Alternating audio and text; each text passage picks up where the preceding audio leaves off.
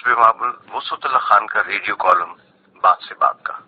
کم و بیش ہر محلے میں 12-14 برس تک کا ایک کیریکٹر پایا جاتا ہے جس کے والدین عموماً نہایت غریب ہوتے ہیں۔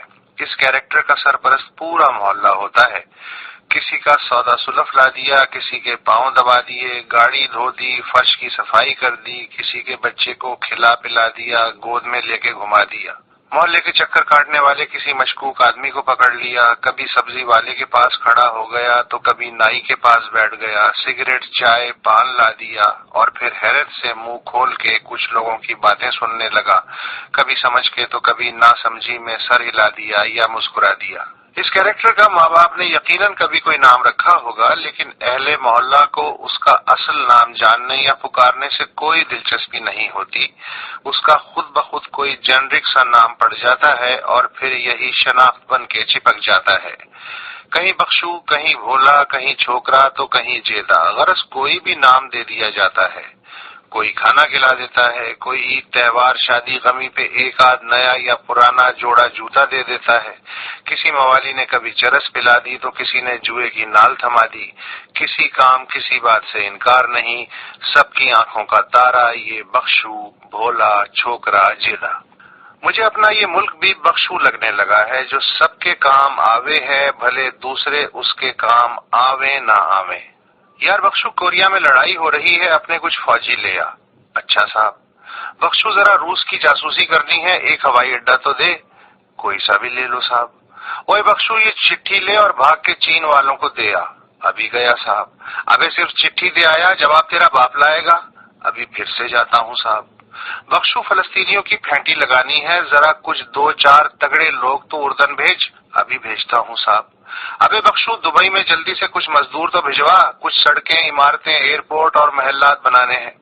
جی صاحب، ابھی پکڑ کے لایا، اور یہ لے اپنا خرچہ پانی۔ مہربانی صاحب۔ بخشو بھائی، ذرا 2 ڈویژن تو دمام روانہ کر دے، سارا کرایہ تنخواہ میرے ذمے، اور یہ پکڑ ایڈوانس۔ اس کی کیا ضرورت تھی صاحب، بخشو تو آپ کا ہمیشہ سے خادم ہے۔ ابے رکھ لینا، اور ضرورت ہو تو مانگ لینا۔ اب بھاگ کے 2 ڈویژن لے آ، شاباش میرا بچہ۔ میاں بخشو، یہ پکڑ بندوق اور افغانستان کو مار کے آ۔ مگر صاحب، ابے جانا، یہ لے پیسے، راستے میں ضرورت پڑے گی۔ اب منہ کیا دیکھ رہا ہے، ضمانت کی فکر نہ کر، میں کروا دوں گا۔ ٹھیک ہے صاحب، آپ کے لیے جاتا ہوں۔ بخشو ذرا دھیان سے سن، میں ڈرون اٹیک کرنے والا ہوں، مگر سامنے نہیں آؤں گا، تجھے آگے کر دوں گا، تو اقبال کر لینا، کیا سمجھا؟ جی سمجھ گیا۔ لے یہ چابی، اور وہ جو میرا منشی ہے نا بالا، اس کی موٹر سائیکل اپنے پاس رکھ لے، بالے کو نہیں دلوا دوں گا۔ مگر صاحب، مجھے تو موٹر سائیکل چلانی ہی نہیں آتی۔ ابے میں سکھانے کے لیے بالے کی ڈیوٹی لگا دوں گا، جا میرا بچہ، شاباش، اور بھولنا نہیں وہ اٹیک والی بات۔ بالکل صاحب، آپ بے فکر ہو جائیں۔ اہلاً و سہلاً بخشو حاجی، تم تو ہمیں بھول ہی گئے برادر۔ کیوں شرمندہ کرتے ہو صاحب، آپ کو خود آنے کی کیا ضرورت تھی، حکم کرتے بخشو سر کے بل حاضر ہو جاتا۔ بس حاجی، ایک تو بہت دن سے تم سے ملے نہیں تھے، دوسرے تمہیں ذرا ایک تکلیف دینی تھی۔ کچھ لڑکے شام بھجوانے کے لیے ٹرینڈ کرنے ہیں، سب نے کہا اپنے حاجی بخشو سے بہتر کون ٹریننگ دے گا۔ بے فکر ہو جاؤ صاحب، سمجھ لو ٹرینڈ ہو گئے۔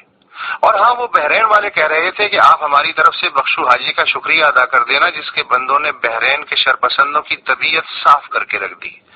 بس صاحب، بخشو کو آپ جیسوں کی دعا کے سوا اور کیا چاہیے۔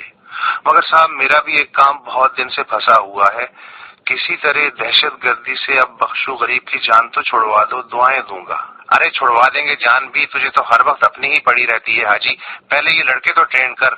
ٹھیک ہے صاحب، جیسے آپ کہیں۔